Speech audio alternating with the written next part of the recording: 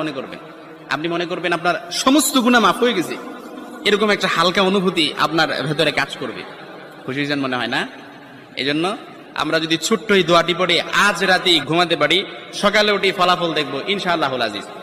আমি যদি আপনাদেরকে হাদিসের টেক্সট শোনাই, হযরত যায়েদ রাদিয়াল্লাহু তাআলা আনহু থেকে বর্ণিত, রাসূল সাল্লাল্লাহু আলাইহি সাল্লাম বলেন, হাদিসের স্পষ্ট নারেশন হচ্ছে, যে ব্যক্তি রাত্রিবেলা 3 বার এই দোয়াটি পড়ে ঘুমিয়ে যাবে, সকালে উঠে আল্লাহ তাআলা তার সমস্ত গুনাহ মাফ করে দিবে।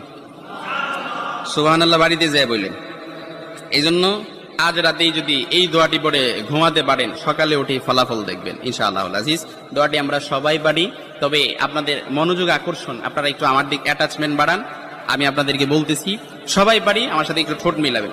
আস্তাগফিরুল্লাহাল্লাযী লা ইলাহা ইল্লা হুয়াল হাইয়ুল কাইয়্যুম ওয়া আতুবু ইলাইহি লা হাওলা ওয়ালা কুওয়াতা ইল্লা বিল্লাহিল আলী।